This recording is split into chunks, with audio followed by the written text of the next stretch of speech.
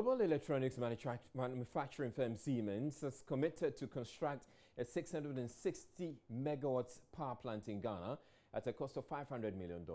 The plant, to run on gas, is a partnership between Siemens and the Ghana Infrastructure Investment Fund. For a start, the project will commence with the construction of a 330 megawatts power plant at Abuadze in the Western region. Under the Memorandum of Understanding, the Electricity Company of Ghana will buy the power generated by the plant at what is expected to be the lowest tariff available under the existing power purchase agreement. Vice President Dr. Mahamudu Bawumia, who signed for Ghana, said the plant is part of government's long-term strategy to guarantee reliable supply of electricity. We are very, very happy with the visit of His Excellency the President, along with the ministers and the business delegation. These are businesses which are household names in the world. You know, when you hear Siemens, you hear Merck, and so on. These are Bosch, major businesses, and of course, you are talking quality. If I may just plug in, give you a plug for what we know Germany for. What we have done here today is sign 2 MOUs, which is a concrete outcome of the visit.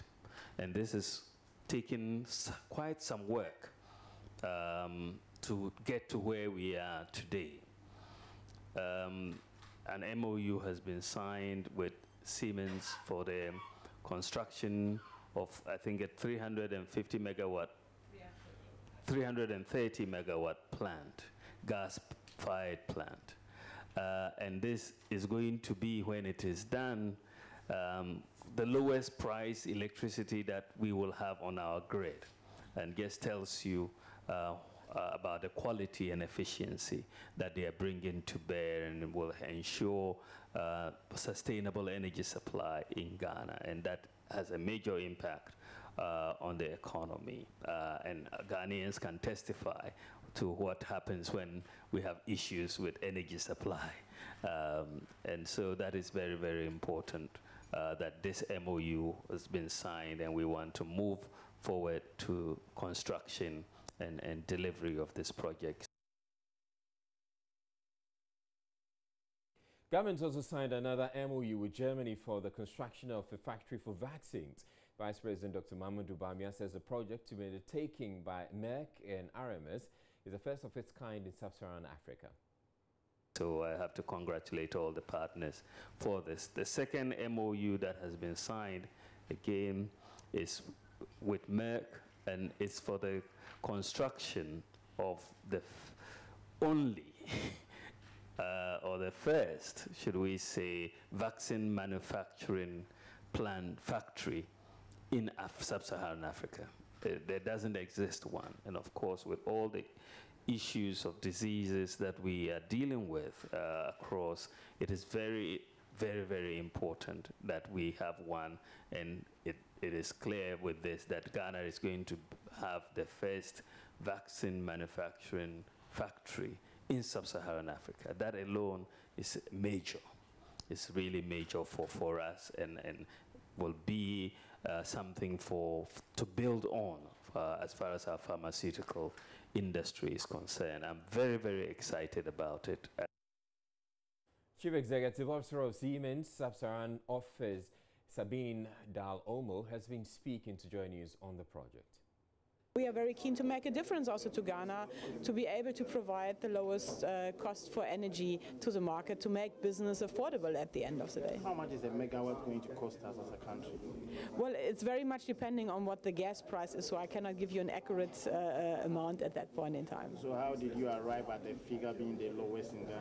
Well, we have simulations of megawatts plus the investment cost plus the gas price, but if you would define a fixed price, might be a little bit tricky because the gas prices are fluctuating input costs. When should we expect concrete work to start? Well, we hope as quick as possible. So the project will need to get financial close, and that's the major milestone. And just seeing in other projects in Africa, that normally takes the longest in the context of basically having the project completed for power supply. So we have committed from Siemens to assist Rotan to really expedite the financial close on the project with all the possibilities we have available also through our own financing arm, and hopefully we will be able to have something online by 2021, and that is what the Energy Ministry yesterday confirmed to us as well, that they would have prioritized the project accordingly. Government has cut budgetary allocation to the Information Ministry by some 24% in the 2018 budget, prompting criticism from MPs. Whilst it got an allocation of 141 million cedis last year, it is getting 107 million cedis to finance its activities in 2018.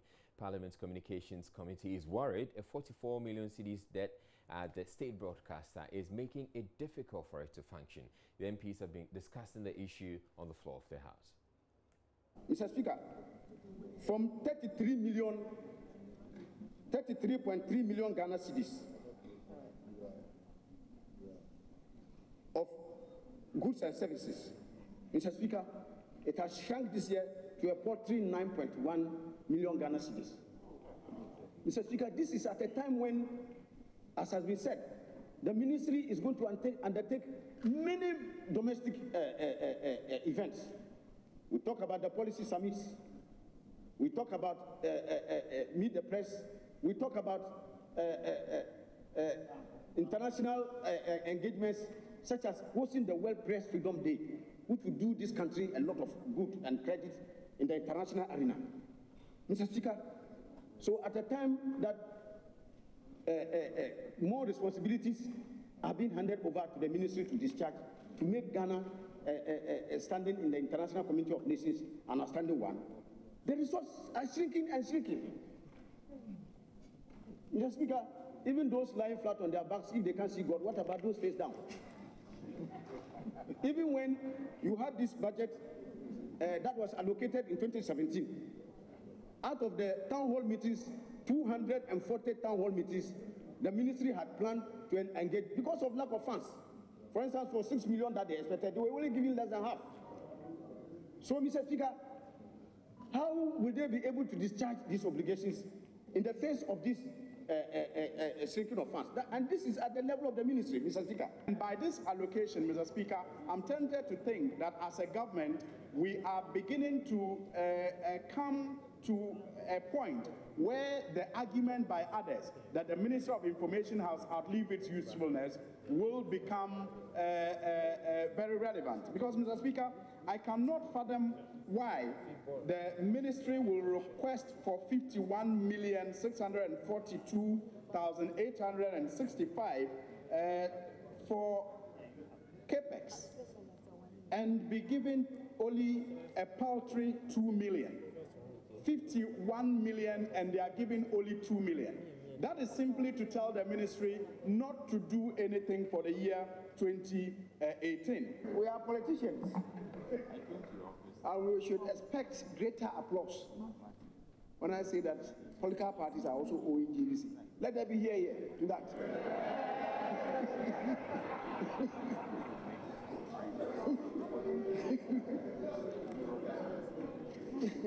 Mr. Speaker, political parties are owing, and they should go and settle their indebtedness to GBC and GBC really.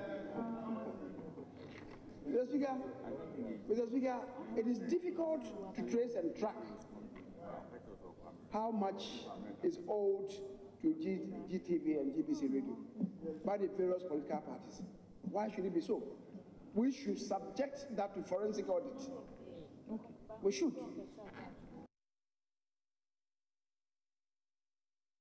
Staying in Parliament, the minority is demanding a halt in the reported ongoing process to get Tekin Deputy Governor of the Bank of Ghana, Johnson Esiama, out of office. Deputy Minority Leader James Aveji says the move is wrong and will unduly cost the taxpayer.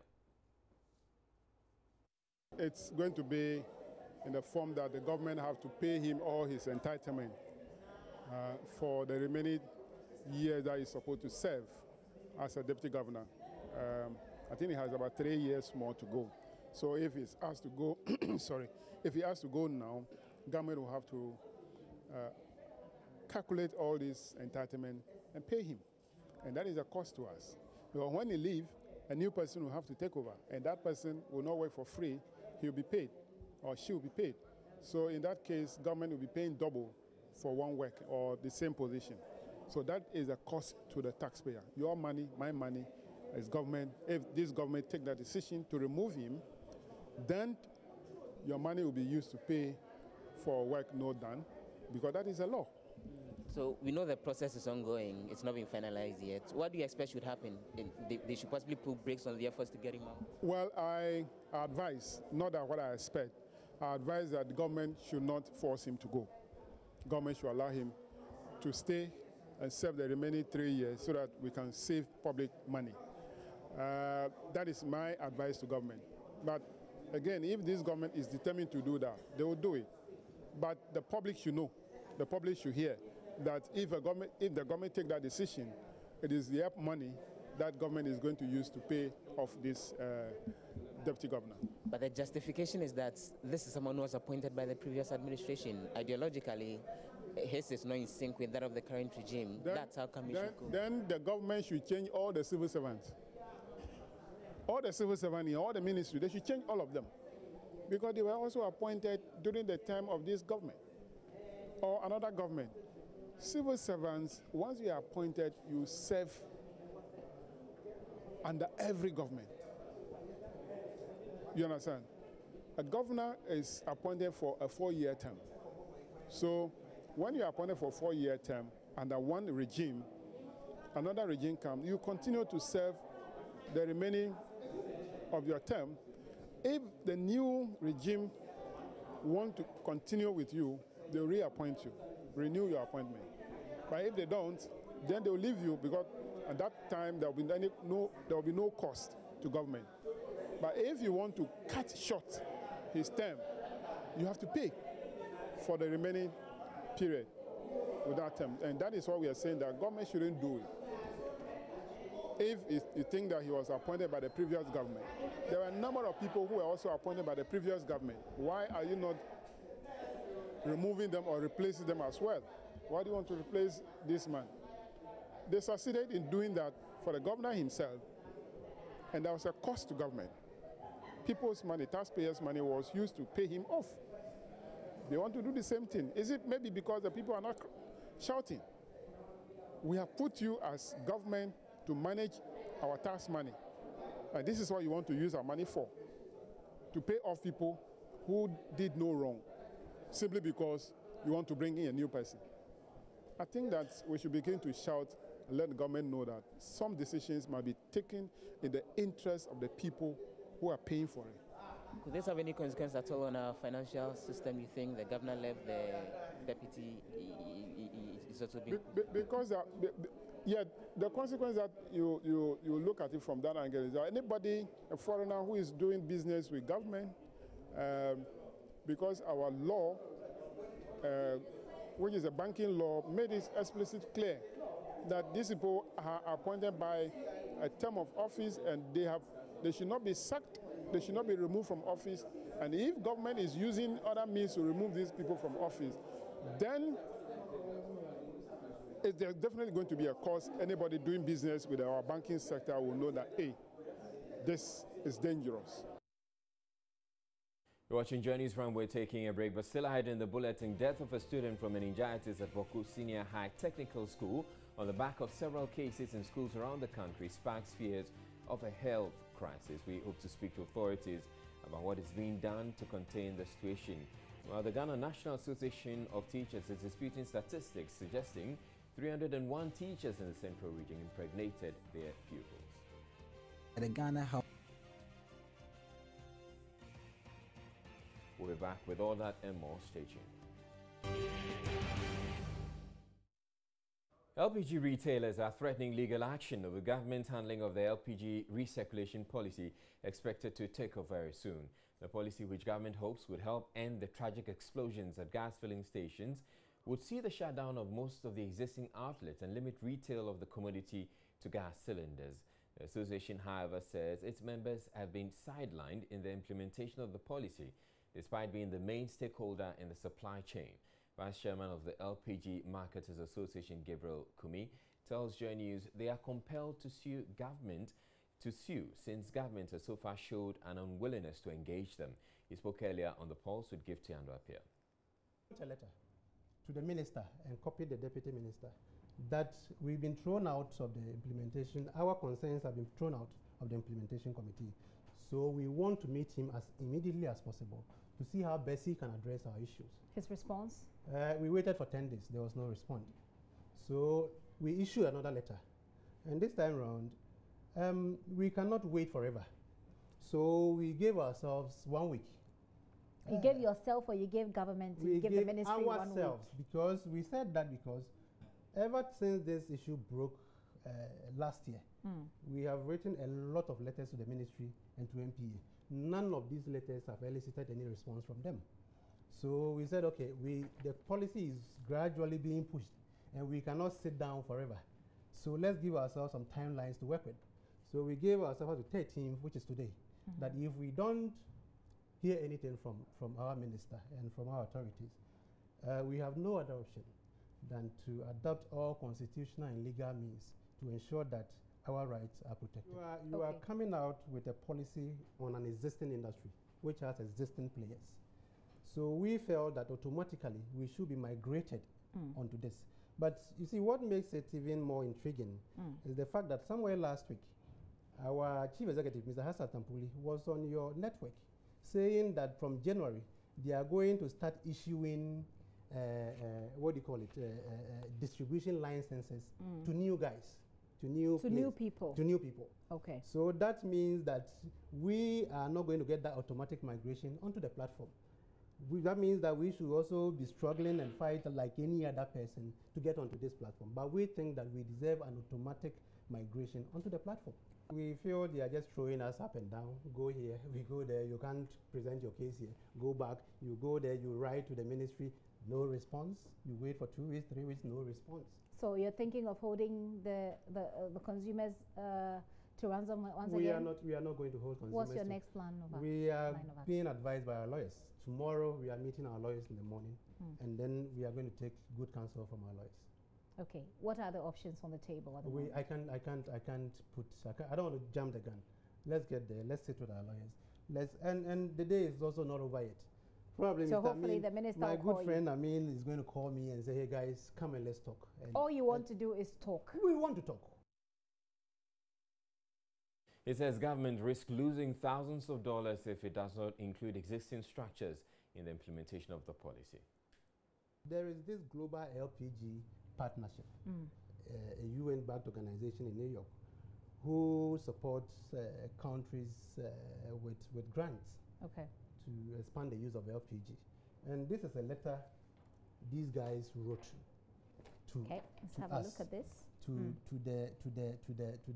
To one of our members, to the chairman, the president of the Retailers Association. And if you read this letter, I'll read it, but give us a summary of what it says. It's just telling us that they have advised the government to use the existing LPG infrastructure to push through this policy. So we don't see why we should not be automatically migrated onto the new policy. Okay, so is supposed to enable us receive the grant, about $350 million grant from this organization. So if they able advise you and you don't take it, obviously the money is not going to come. Now, joining us, Joseph Akabile has been examining the current supply situation and engaging some LPG vendors on the recirculation plan. Empty cylinders lie at this point of sale waiting to be purchased by customers. The current system in place is that you come over, you identify which shape or form you want it, whether the small size or the bigger one. You take it over to the LPG refill point, have it filled and taken away. Now this will change come 2018, which is the implementation year, we have been told by the NPA. The new practice that will change the current system is that you go over with your empty cylinder to the point of sale or retail point, then pick an already filled one. In all these discussions, we focus largely on the LPG real 4 points, and we've lost sight of the fact that the individuals who sell the empty cylinders will also be affected by this new policy. I'm here to engage an individual who mans this facility here where these items are sold to pick his own thoughts on the new cylinder recirculation policy that is expected to be implemented come 2018. Solomon sits calmly in his office. It is a place where he sells these cylinders. He takes stock of the number he has sold since morning. It's an unusual day, not much activity as the previous day. I engage Solomon. Solomon, how long nina waye sa ejumawi? Over 15 years. 15 years. I try. Na ya cylinder no omo top na policy for omodi by so what will be who ne say? Oh yatena issue no mo de band am why. Nsi am ka so mo de band ya be high be. Ah ka se be ha ma kwan ben so ne be ha mo. Be say they say o ka se o be fa cylinder akọ gas station akọ fele e dey many power fra. They say enso e ton so edwuma be kofo. We say o na akwaje for fra. Also next time also Mohammed to cylinder bi e ka se akọ fele. The time bia enso me medwuma bo me. Wa ko tena fie dey na obedi. Well, so I first tried to understand from Solomon how long he has been engaged in this business. He tells me that he has been doing it for some 15 years. So then the other question I asked him was whether he was aware of the recirculation policy that will be starting in 2018. He explained that it had in fact come to his notice and that he had some concerns with regards to its implementation because they know that it has the likelihood of affecting their business. He explains that when someone purchases the cylinder from them, that is if they even allow them to do that, and takes it over to the refill points and has it replaced, what it will mean is that individual will not have need to purchase another cylinder anymore. So that is. We're taking another break here on Joy News Prime. Up next, we bring you business news. And in business, General Mine Workers Union insists claims by management of Goldfields to lay off over 1,000 staff of its Takwa mines are true and must be thoroughly investigated. Emmanuel Abadjiafi will be up next with business news.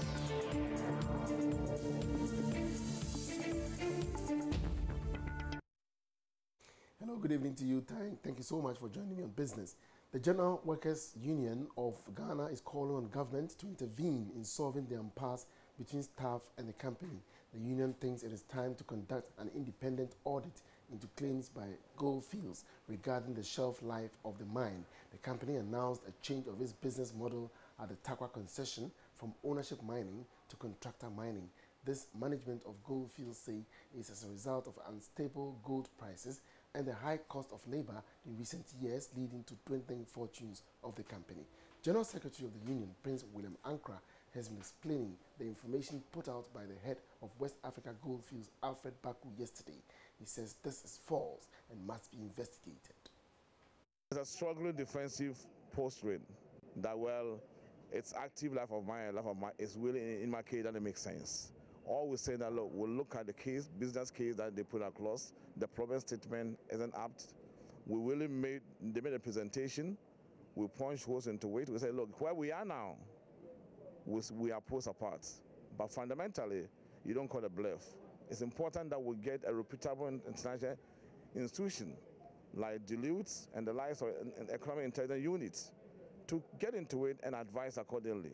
So that in the end, we don't end up having that conveniences where out of corporate greed. If you hear Alfred, he was just struggling because virtually the notion that, hey, we want to really return so much to our shareholders wasn't the case in point. I was there with so virtually it was a struggling outfund, and I could see his demeanor. He was struggling because virtually cost pressures wasn't the case. You keep referring to their website, but don't you think it's also good in make business case when you present a good, presentation of your company on your website, but when you calm down, maybe they're just trying to Excuse me, that is really thievery. That is thievery, and I want him jailed. That is thievery. If you on the stock market, you don't go telling lies. Go back to those who put their names there. So you think they put different cases on the side? It's misleading. They can be jailed. It's misleading. That's why we want a reputable institution like the Deloitte to get into it and pinpoint the truth. So nobody will take our members for a ride. He mentioned cost pressures. Excuse me, we have done a research. It's all chaff, my brother. It's all chaff. That didn't come into play. Excuse me, there's a supply chain model that drives the business. The cost issue that have been looked at, what they call business improvement initiative, it has brought a savings of $165 million over a 4-year duration. And that's how you get employees who are committed to a cause to do when they are really aligned and engaged. The model he's seeking to put across there, it will suit what Hinson Capital's office also paycheck and his CEO, who frequently gets here, because if you go and read what is on there, the more he gets here, the more he can line his pockets. The more Alfred drives those costs down, the more he can get more. So virtually, it's really a corporate greed agenda. And we are. Meanwhile, General Secretary of the Trades Union Congress, Dr. Yao Ban, assured the workers of a full support from the union. He says the TUC will be presenting a petition to Parliament on the matter to ensure that the right processes are followed. I'll tell them that we are there to solidarize with them. And that is exactly what we do. That's what unions do. That's why we are in court, to protect their interests. So the unions are formed to protect their interests and to promote the interests of workers. And Ghana Mine Workers Union is the union in the sector. They have made a move. They've gone to court to try to stop this process. And so we are going to support them legally. We are going to provide more support in terms of lawyers, in terms of our own experience in dealing with these issues. This is not the first time we are dealing with an issue like this. And I'm sure that we'll find a solution.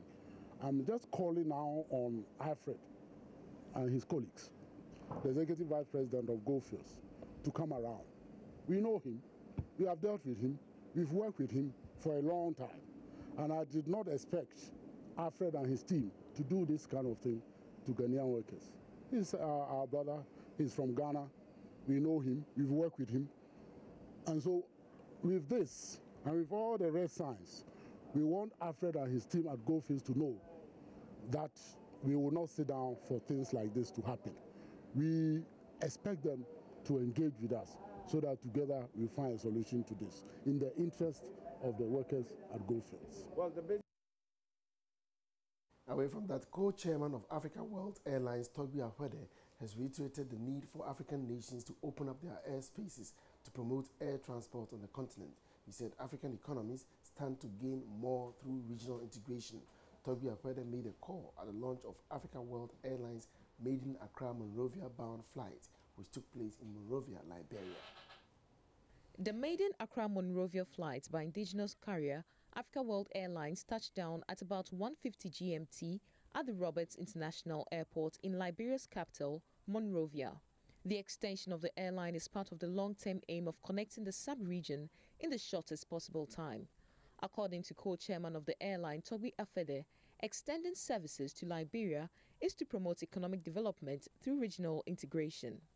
Integration is very important because that would mean that we can benefit from our potential as a continent with 1 billion people.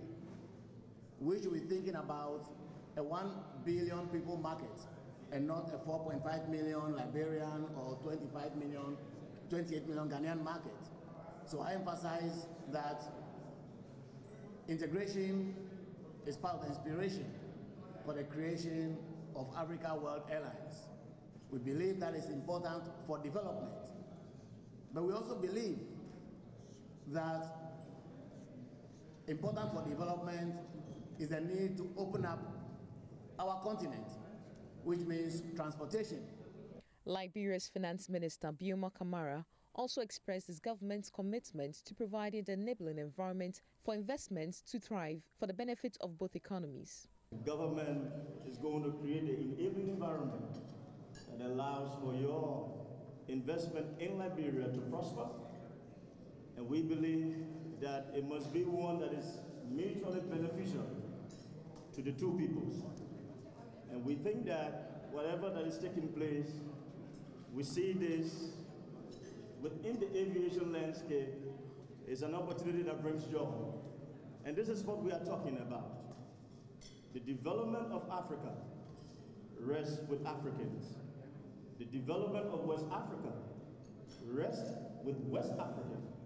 So Africa World Airlines entry into the market, we believe service delivery can be expected in terms of increased competition, and we'll also see price effect may obtain.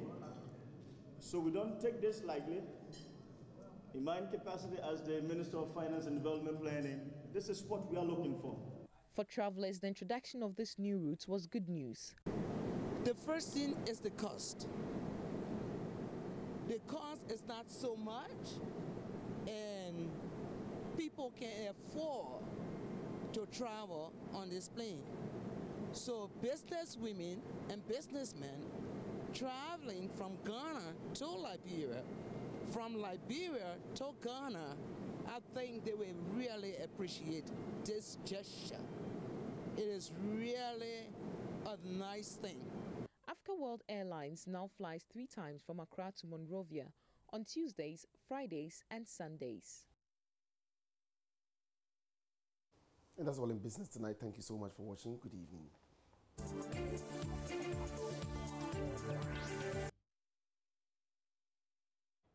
Welcome back to Joy News Prime. Now, one student of the Bawku Senior High Technical School has been confirmed dead from meningitis. 5 other students have also been admitted at the Bawku Presbyterian Hospital. Doctors at the hospital confirmed to Joy News the third-year student died from meningitis, adding that 3 of the 5 students on admission are also showing signs of meningitis. School authorities say they have counseled the students who are currently writing their end-of-term exams in a bid to calm parents. Medical Director of the Bawku Presbyterian Hospital, Dr. Clement Opon, joins me on the phone with details. Hello, Dr. Opon, and many thanks for your time. Now, what are the latest figures as far as the cases of meningitis are concerned?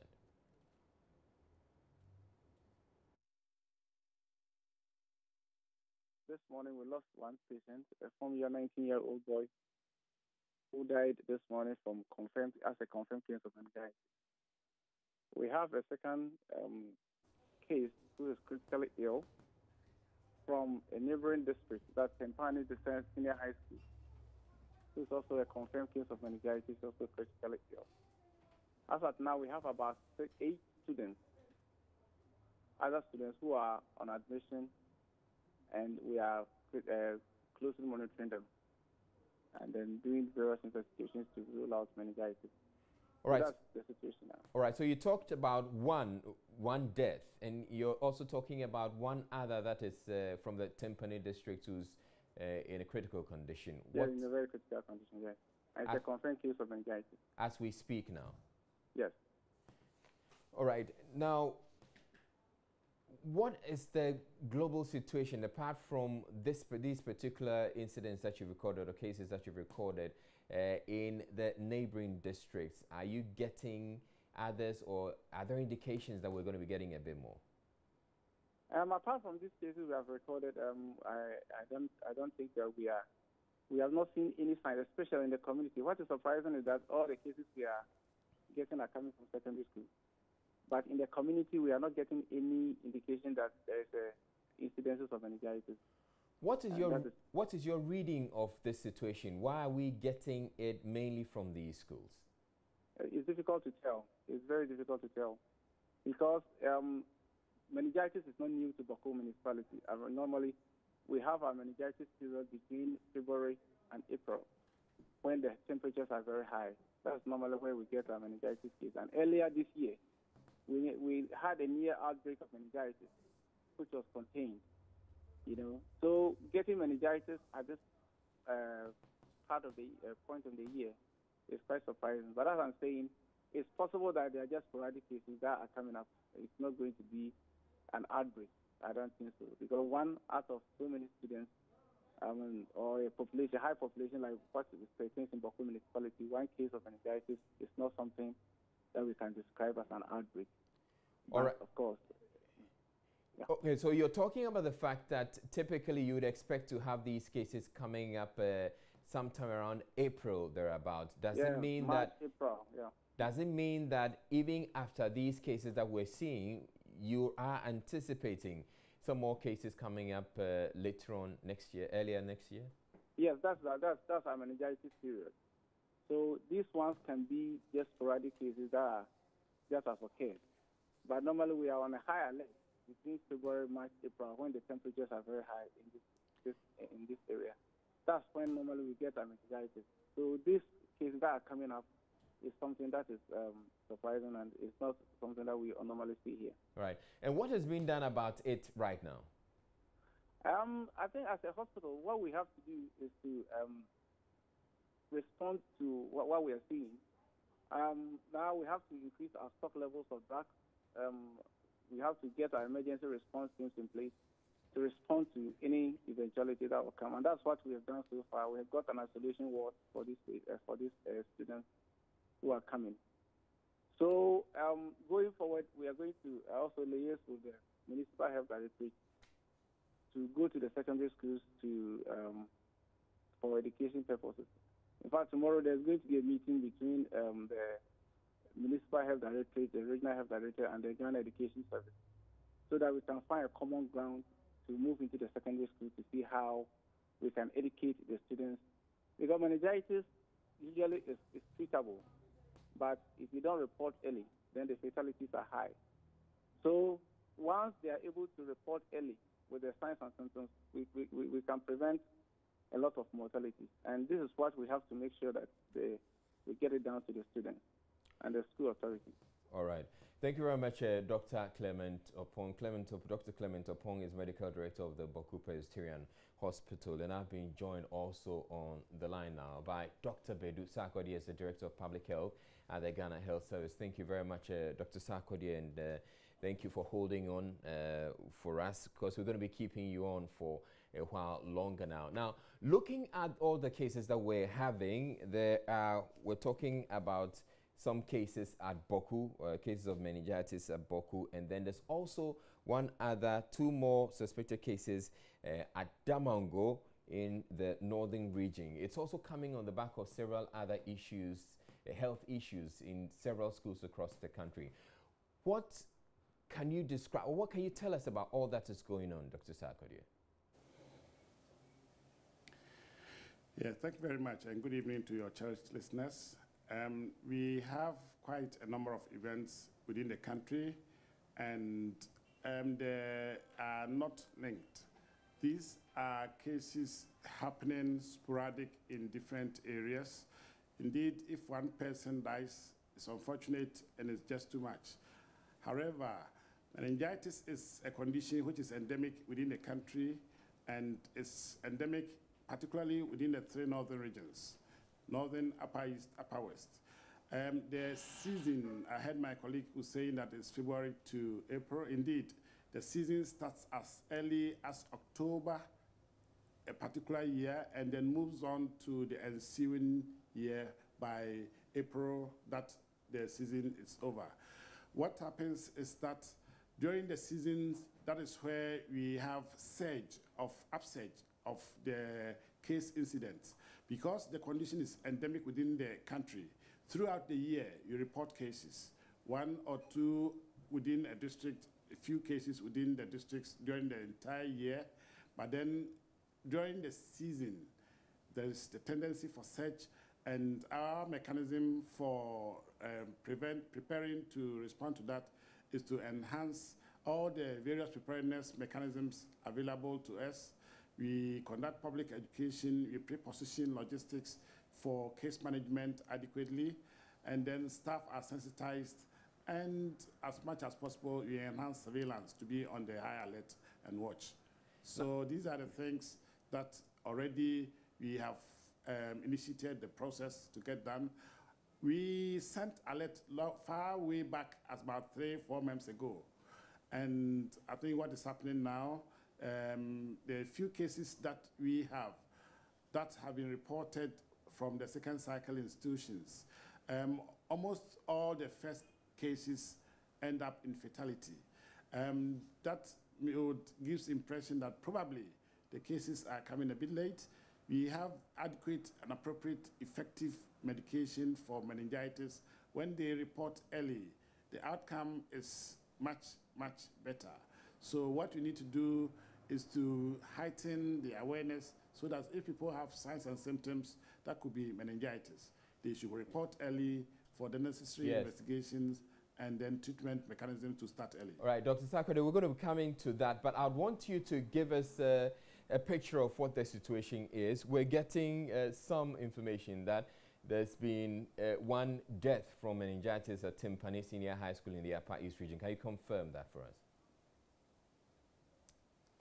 Yes, we had that when we were coming to the office this evening, and we have requested the regional director to provide more information and to this situation and event they have reported. That brings it to how many deaths so far from meningitis-related cases? Nationwide, it's happening in almost most of the districts in the death that you are mentioning, but then the cases do happen, and as much as possible, the death rate is often at about 1 in 10, about 10%. And here, the situation that we have, the first few cases, almost all of them end up in fatality, meaning that if you have one case and it dies, the fatality at that time will be described as almost 100%. So we need to strengthen the detection, early onset of management, and that would require public education for people to know much about the condition. The schools, now most of the conditions that we are describing are in the school setting. We need to provide more education. We've sent alert to the regions and districts. We anticipate that within the regions and districts, this same alert will be sent to the facilities. And now that we are having more challenges in the school setting, we have to specifically target the schools and then provide more education on the meningitis and other conditions that can occur within this season. It's interesting you talk about the challenges with the school setting. There are indications or there are suggestions that it has to do with congestion in these schools. Can you confirm that or attribute that as one of the reasons why we're having virtually all the cases happening in the schools? The school population, it's a well-defined and pressure group. So one event happening becomes big news. And what is happening, I don't think it's just restricted to the school setting. And indeed, what we need to do, it broadens our horizon to be much on the alert and watch more. I believe it's the entire population, entire community, but not just the school setting. Now, what needs to be done in these schools, or what's the advice you would give to anybody, especially because it's coming to a time when most of these students in the schools are going to go home on vacation? Can we anticipate a crisis on our hands? Meningitis in the school, the risk in the school is not very different from the risk in the general population. What happens is that before the person will have the meningitis disease, the person may be harboring the germ in the throat. And when the conditions become favorable, with the dry season, crack in the throats, then the germ penetrates through the cracks, get to the bloodstream, and finally settles on the covering of the brain and the spinal cord. So as much as possible, what we need to do, it's not that the school setting will be spreading the meningitis home. What we have indeed is the general situation in the general population. We are picking it early in the school because of the elites, and then also the high alert of what is happening, which is making people report early. And if anything happens in the school, then it becomes, it becomes a topical issue and subject for discussion, and that is why we are having this on hand.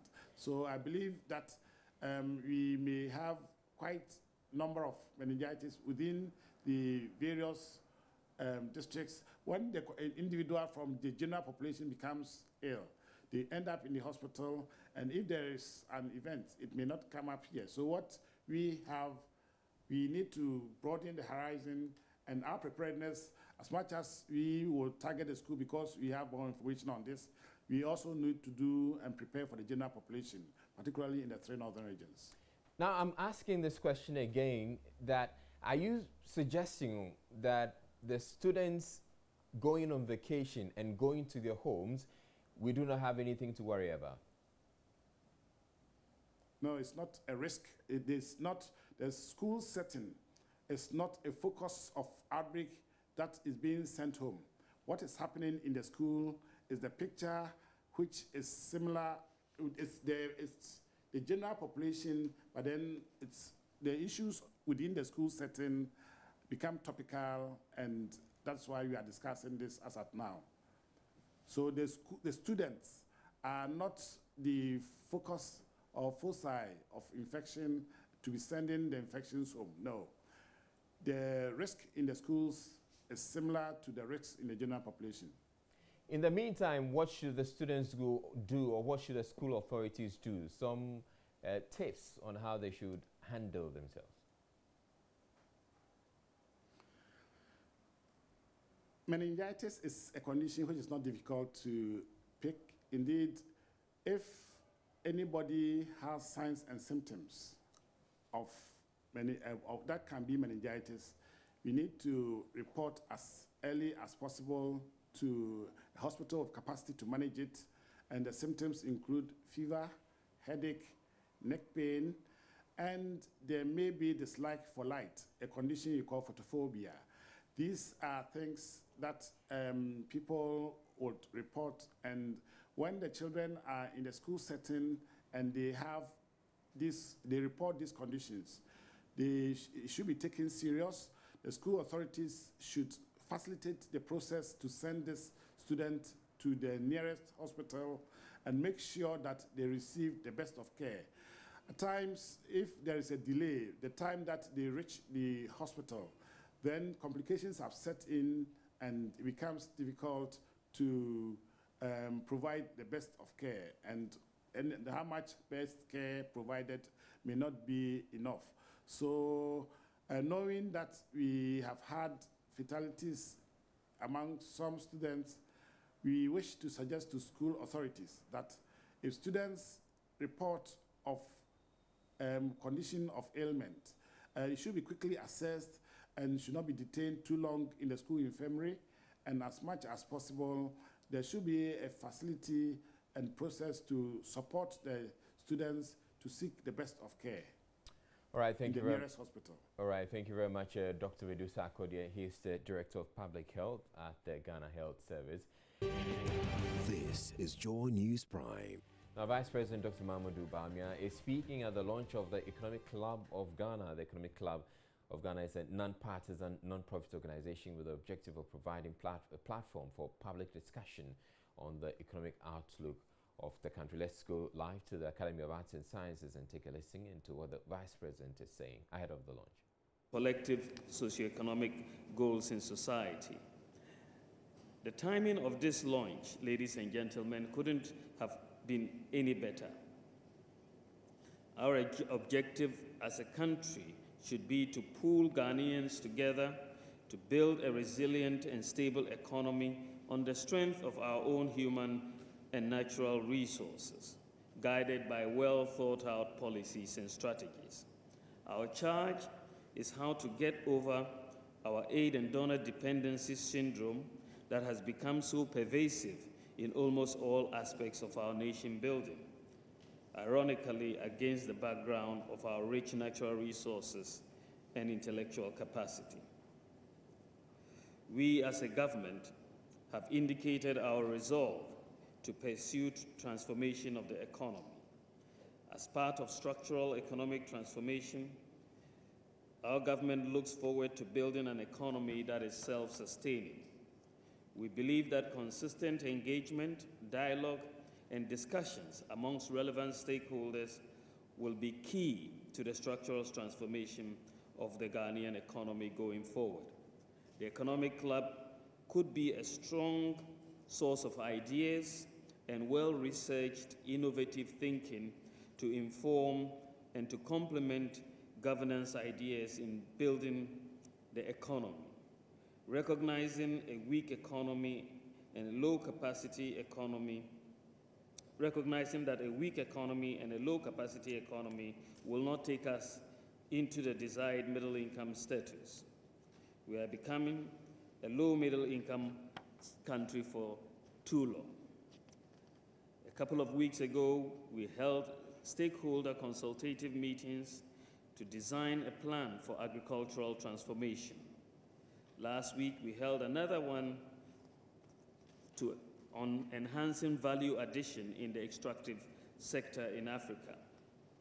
In the next month or two, we shall have a roundtable discussion on land administrative reforms.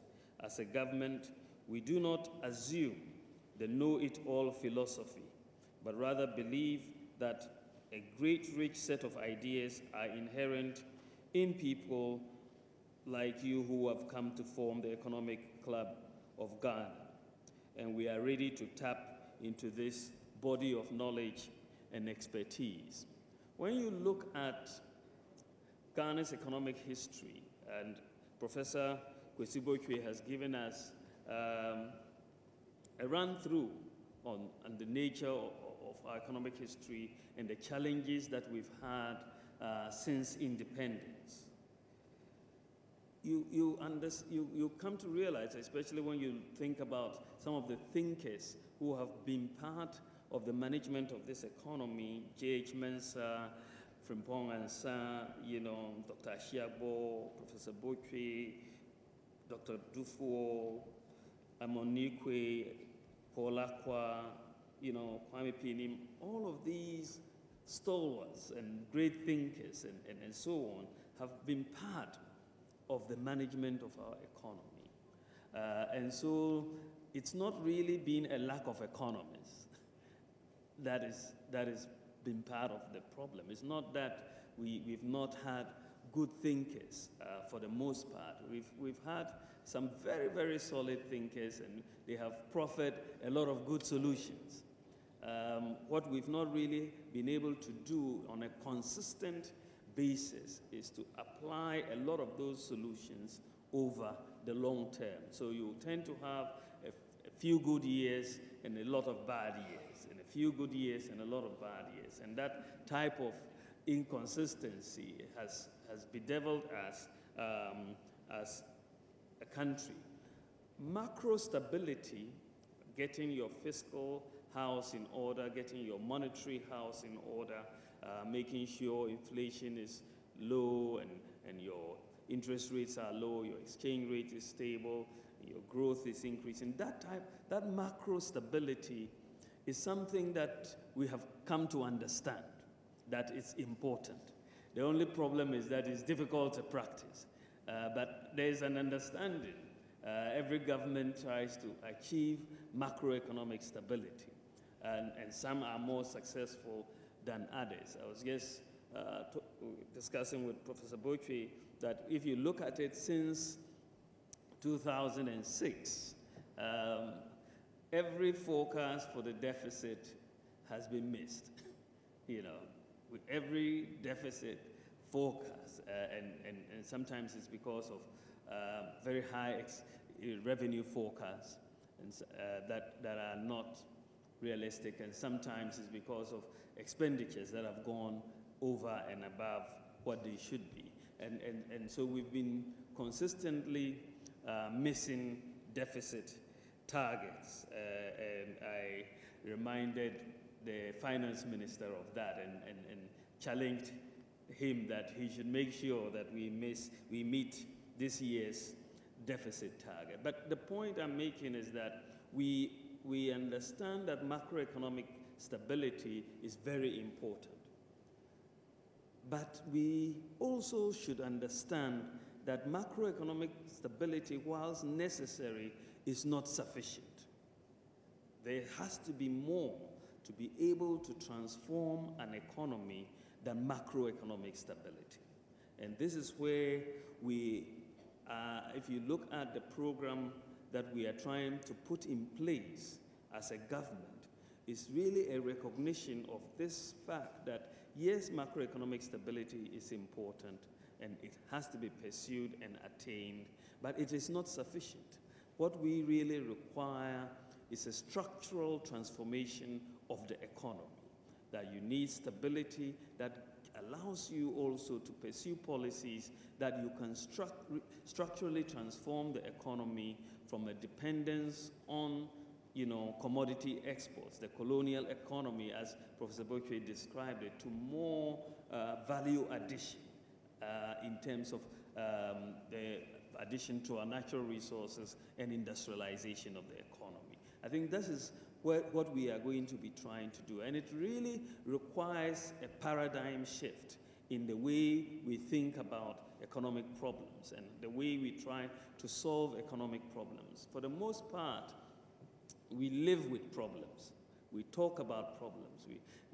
Electricity is not here, water is not here, the toilets are not here, and it's year after year after year, there is this problem. What we don't have are definitive solutions that after 4 years, 5 years, can you say, I have solved the water problem? And that is done, and let's move on to another issue, the electricity problem, the sanitation problem. So it's one thing talking about problems, and it's another thing really solving problems. And we've got to get into that mode of solution-oriented economic policy. That, can you tell me that in 3 years' time, you'll have 100% electricity coverage in Ghana, or there will be no rural area that pretty much will be having major problems for water? At least you would have done your best to provide that water. And that is the sort of thinking that we are trying to bring about in how we are solving the economic problem. So when you look at some of the policies, and I don't want to go deeply into it because of time, and also I don't want to deliver another lecture, but the issue of how do you formalize the economy. We've been very, very much in an economy, that is very informal. And so if you're going to transform an economy into a modern economy, you must necessarily formalize the economy. And this is why we're pushing very quickly to make sure we formalize the economy. You make sure that national ID cards are issued. It's going to be very critical for the management of this economy, for the collection of taxes and so on, that everybody is uniquely identified. That allows us the space to manage. Then you have property addressing. That is another part of it. You must have it in place. Then you have the issue of financial inclusion. Use the modern technologies to be able to get people as part of the financial system, either through your traditional bank accounts or through your mobile phones, which basically can allow people to make payments. So formalization of the economy, that allows, for example, credit reference bureaus to exist and have credit scores so that people can be properly assessed, and therefore interest rates can come down in that process. So we heard the Vice President, Dr. Alhaji Mahamudu Bawumia, speaking there at the launch of the Economic Club of Ghana. In some other news, here on Joy News Prime, the Ghana National Association of Teachers has rubbish data collected by the Ghana Health Service that shows that 301 teachers in the Central Region got their students pregnant. According to NAT, the survey is unfair and reduces the image of teachers in the eyes of the public, especially when it is not a reflection of the situation on the ground. At a news conference in Cape Coast on Wednesday, Central Regional Chairman Samuel Abedi called on the Ghana Health Service and the Department of Gender to subject their data to careful scientific analysis before going public with them. According to the Ghana National Association of Teachers, the findings that came out of the survey conducted by the Ghana Health Service in collaboration with the Department of Gender that put teachers in categories of persons impregnating teenagers in the region was inaccurate and goes a long way to tarnish the image of the teaching profession. The region has been in the news lately for the high rate of teenage pregnancies. Teachers were penciled down by the Ghana Health Service in their survey as persons responsible for 301 of teenage pregnancies out of the over 12,000 teenage pregnancies recorded last year. But at the news conference on Wednesday, Regional Secretary of the Association, William Abedu-Buedu, rubbish the claims. It came out that 394 girls, school girls, got pregnant. But out of this number in the region, per the records we had, 5 teachers were involved.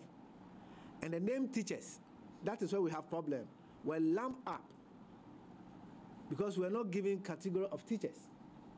So whoever is picking a pen or a marker to teach is called a teacher. And to this, we think it's an affront to our profession. Our findings came out to the fact that at Swedru, one of the gentlemen who got a schoolgirl pregnant was called a teacher because the gentleman involved used to go to the house to teach the girl in the evenings. He was a yogurt seller. But because in the house they call him teacher, teacher, teacher, when the lady went to the clinic, they asked of her husband or who got her impregnated. And she said, teacher. William Abedu-Buedu says great efforts have been put in place to punish 5 errant teachers who have been found culpable and not 301 teachers, and the association has recommended the dismissal of some of these teachers in such instances. He wants the Ghana Health Service and the Department of Gender to work hand in hand with the association as the association frowns on teachers that engage in such acts. So out of these 5 issues we are saying the named teachers came up.